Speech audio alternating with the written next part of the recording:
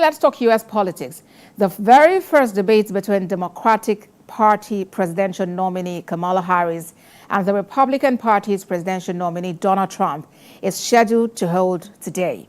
President Joe Biden's poor showing in the first presidential debate in late June created a lot of pressure within the Democratic Party that led to him stepping down for Kamala Harris to pick up the baton for the presidential race to continue. We have a report on this. As the clock ticks towards the hour of the debate, Americans who say they want to know more about Kamala Harris and the potentials of her targeted policies, as well as the form of change her leadership could usher into America, would have her speaking to burning questions on the lines she will tilt the nation towards if she wins the #1 seat. Today we're delighted. For the former U.S. President Donald Trump, the debate could probably provide an opportunity for him to respond to issues brought to the spotlight by Democrats in their high-energy convention, which dominated international politics headlines. Although he is known for setting the terms of political conversations, he is not widely expected to throw Vice President Kamala Harris, a former attorney, off balance. The two candidates have used different ways of preparing for today's event. Vice President Harris has been in Pittsburgh, near Philadelphia, holding mock debates and reviewing her policy proposals. This move has also allowed her to campaign and benefit from some local media coverage in the largest and most crucial battleground state of Pennsylvania. Donald Trump has been holding more informal sessions, including reviewing his positions on key issues. Early voting is set to begin this month in some key battleground states, including Pennsylvania. International trade, immigration, border security, health insurance, the war in Gaza, and the war between Russia and Ukraine are amongst matters expected to be on the front burner. The debate could help set the political environment for the last 2 months of the 2024 presidential race. It will also be the last chance for the two candidates to reach some voters in states where every vote matters. Now they're trying to say she never was the border czar. She had nothing to do with the border. She was the border czar. For an in-depth discussion of latest developments in U.S. politics, I'm now being joined from Houston, Texas in the U.S. by a global affairs analyst, Ibidolakwa Ajayi. Thank you for joining us on World Now. It's showdown day. What are your expectations? Thank you for having me. Indeed, it's going to be fireworks tonight when former President Trump and Vice President Kamala Harris face off on a nationally televised debate on ABC. I expect it to be very, very feisty. Everyone is expecting Donald Trump to come back on the stage and be his usual self, but I suspect it's going to be tough this time because he's facing off against a woman that is framed to be a very good prosecutor and who is going to be looking to take him to task on all his records. Latest polls show that there's no clear lead between the two contenders. How well could this debate influence a shift? Well, there's a likelihood that this might be the only debate between the two contenders. So it's going to be massive for both of them.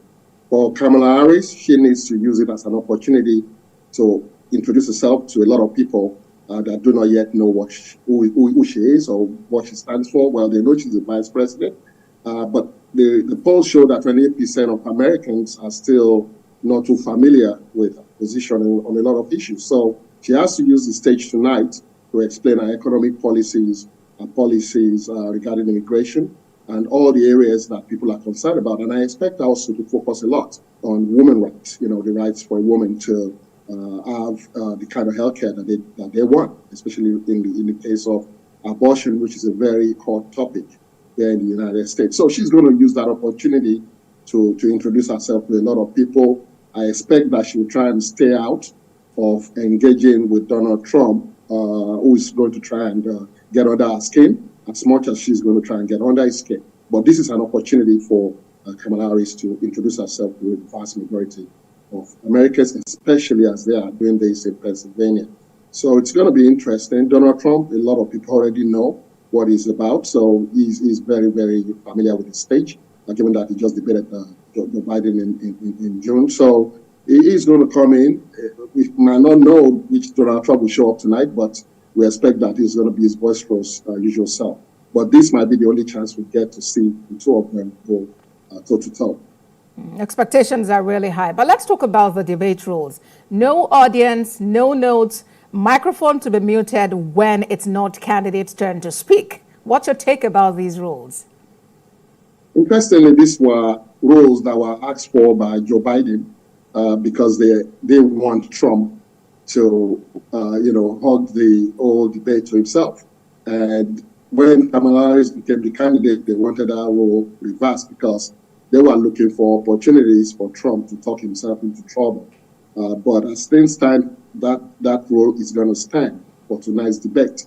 I think it has its pros and cons. In a way, they cannot interrupt each other when the other person is speaking. So each of them will have an opportunity to deliver the message they want to. And they can possibly not have an opportunity to question each other. So really, it's going to be who follows the rules the best that might come out looking better, given the stated rules. All right, and the debate is holding in Pennsylvania, one of U.S.'s key swing states. What's your take about the choice of Philadelphia, Pennsylvania for this crucial debate?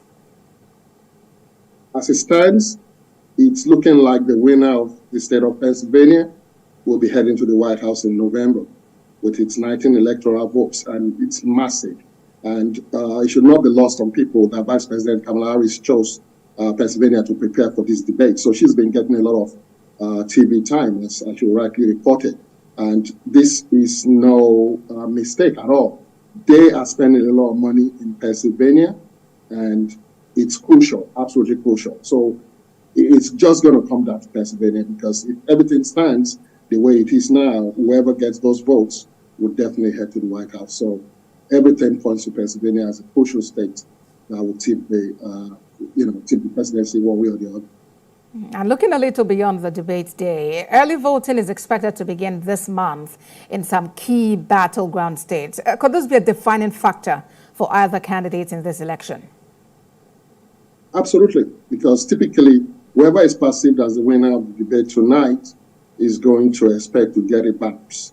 Now, for Vice President Kamala Harris, she's hoping that a lot of independents that will be watching will swing her way. And if that happens and they go to the polls early, she could get those early votes. Typically, the way elections go in the United States, especially presidential elections, most of the voters that show up on the day, typically Republican voters. So she will hope that she gets a lot of early votes that will now come in and probably negate the count on that day. So it's very important for her to get her message across, to stay to topic, and basically win as many people as she could tonight for her side.